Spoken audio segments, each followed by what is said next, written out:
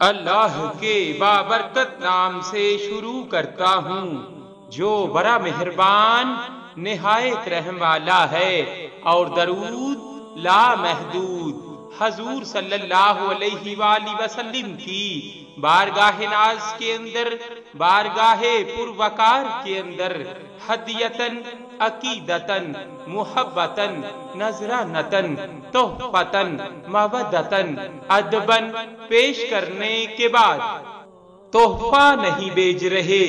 راحت القلوب باب درود و سلام میں حقائق درج ہے کہ حضرت نظام الدین دہلوی رحمت اللہ تعالی علیہ ایک دن حضرت گنج شکر قطب عالم رحمت اللہ تعالی علیہ کی مجلس میں بیٹھے تھے کہ ایک نوجوان رئیس زادہ آیا اور کہنے لگا، حضرت میں نے کل رات خواب دیکھا کہ ایک نورانی کپا ہے اور اس میں سے نور کی شعائیں نکل رہی تھیں، ارد گرد بے پناہ لوگوں کا ہجوم تھا۔ پھر مجھے اس کپا سے نہایت خوبصورت نوجوان اندر باہر آتا جاتا دکھائی دیا جو لوگوں کے جوابات اندر سے لا کر دیتا تھا۔ میں نے لوگوں سے پوچھا، یہ درمیانے قد والا خوبصورت نوجوان کون ہے اور اس نورانی کبے کے اندر کون تشریف فرما ہے؟ مجھے بتایا گیا کہ اس نورانی کبے میں رسول کریم صلی اللہ علیہ وآلہ وسلم تشریف فرما ہے، اور یہ نوجوان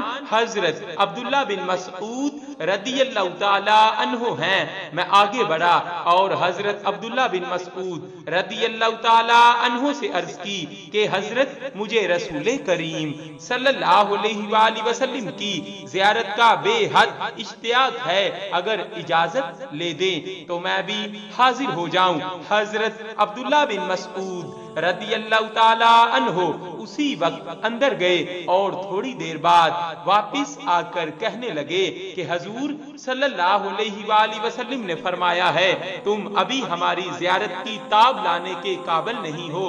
لیکن قطب عالم شکرگنج رحمت اللہ تعالی علیہ کے پاس جا کر کہنا کہ آپ ہر روز ہمیں درود شریف کا تحفہ بیچتے تھے، کیا وجہ ہے کہ 3 روز سے وہ تحفہ نہیں بیچ رہے؟ خواجہ فرید گنج شکر رحمت اللہ تعالی علیہ کی عادت مبارکہ تھی کہ ہر روز 3000 مرتبہ درود شریف پڑھا کرتے تھے، مگر 3 روز سے یہ تحفہ نہ پیش کر سکے، اور یہ کوتاہی اس وجہ سے ہوئی کہ آپ کی شادی کو ابھی 3 دن ہی ہوئے تھے، آپ رات اپنی بیوی کے پاس گزارتے تھے، جس کی وجہ سے درود شریف نہ پڑھ سکے۔ خواجہ نے جو ہی یہ بات سنی تو اپنی بیوی کے پاس گئے اور 3 طلاقیں دے کر آزاد کر دیا، اور کہنے لگے جو چیز محبوب صلی اللہ علیہ وآلہ وسلم کی بارگاہ میں حاضری کے لیے رکاوٹ ڈالتی ہے، میں اسے اپنے پاس نہیں رکھ سکتا۔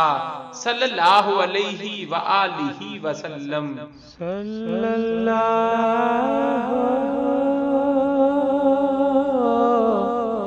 علیہ